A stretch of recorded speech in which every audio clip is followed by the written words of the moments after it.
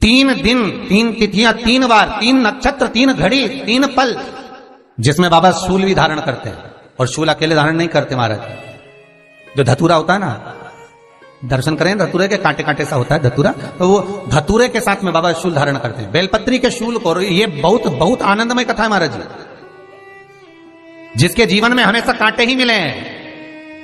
बेटी बड़ी हुई तो घर में मायके में दुख देखा, और मायके से गई ससुराल में तो ससुराल में दुख देखा।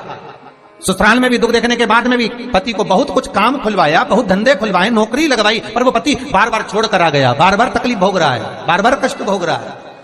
फिर थोड़े दिन काम करता है, थोड़े दिन छूट जाता है, फिर व्यापार में बढ़ता है, फिर छूट जाता है, फिर कोई दुकान खुलवाई, थोड़े दिन अच्छी चली, फिर वापस वहीं घर पर आकर बैठ गया। अर्थात उसके जीवन में वो शूलता चल रही है।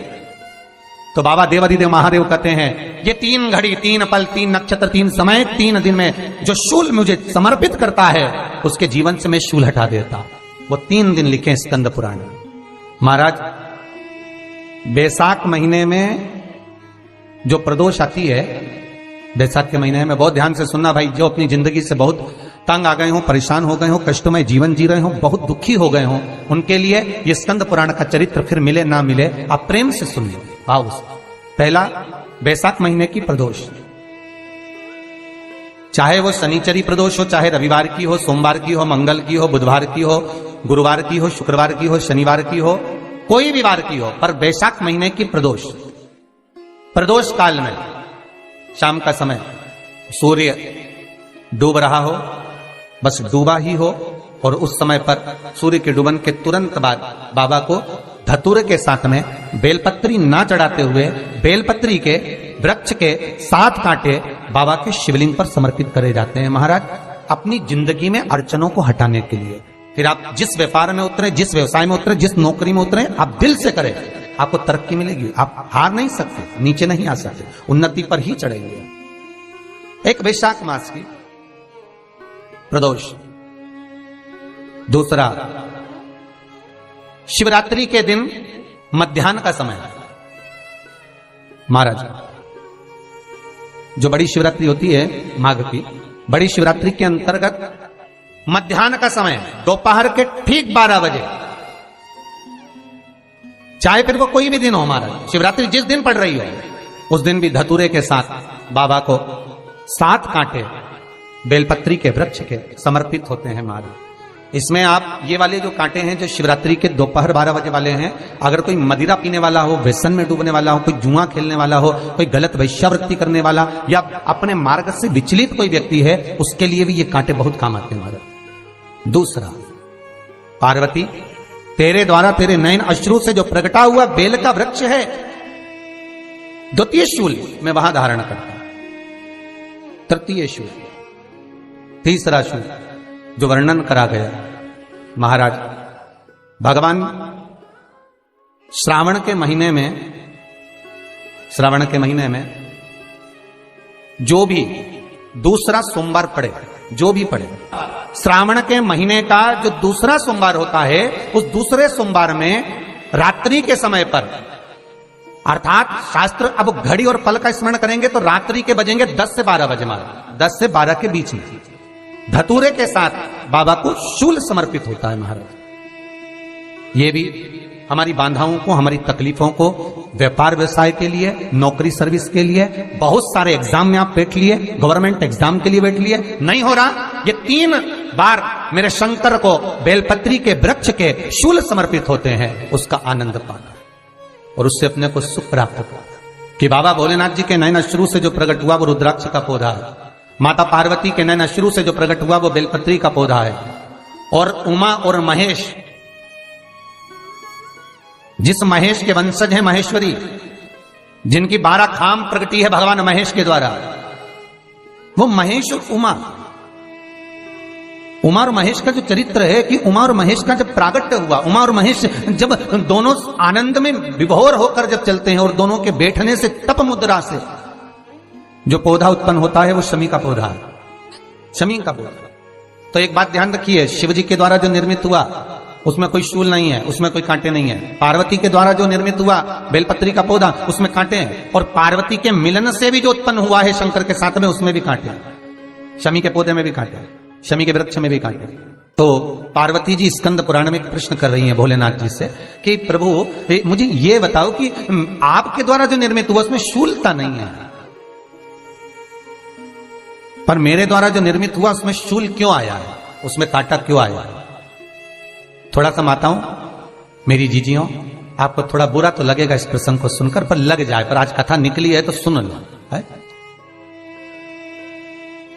कि शिवजी जिस रुद्राक्ष को उत्पन्न कर रहे हैं उसमें शूलता नहीं है,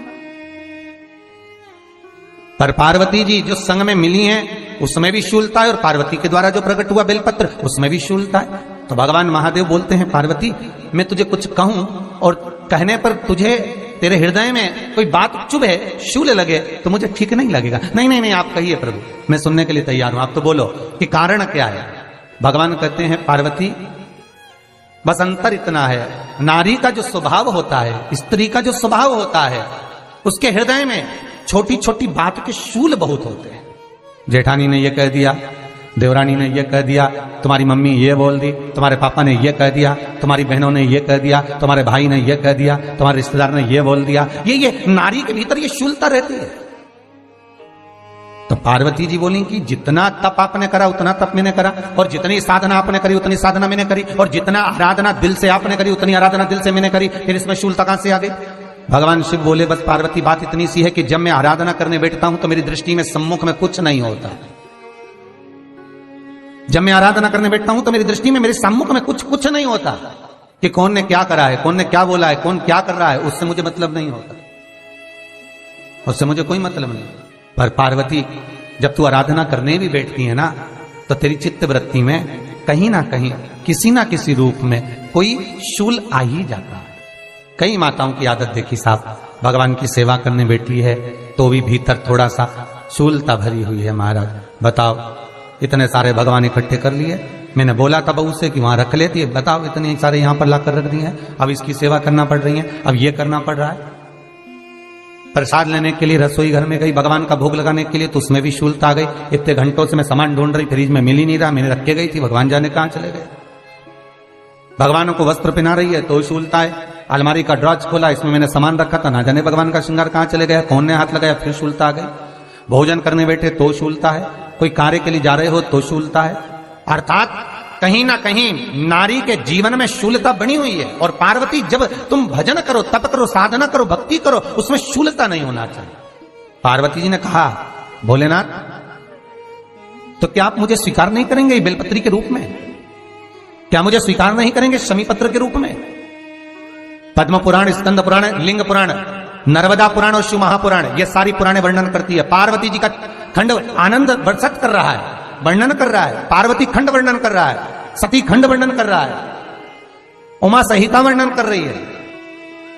क्या आप मेरा ये बेलपत्र का स्वरूप आप धारण नहीं करेंगे? इसमें शूलता इसलिए भगवान कहते हैं, नहीं धारण तो करूंगा पर शूल धारण नहीं करूंगा, मैं शूल धारण नहीं करूंगा। मतलब बेलपत्री में जो कांटे लगे रहते हैं, बेलपत्री की उस डाली के अंदर जो कांटे शूल रहते हैं, भगवान शिव वो धारण नहीं करते। आप उस बेलपत्री को आप बड़े प्रेम से, आनंद से पत्ते को निकाल लीजिए, तोड़ लीजिए, उतार लीजिए, और फिर भगवान को वो प्रेम से समर्पित करो तो भगवान स्वीकार करना।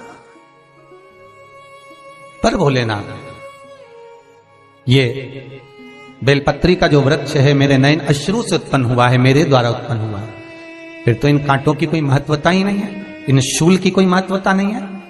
पार्वती केवल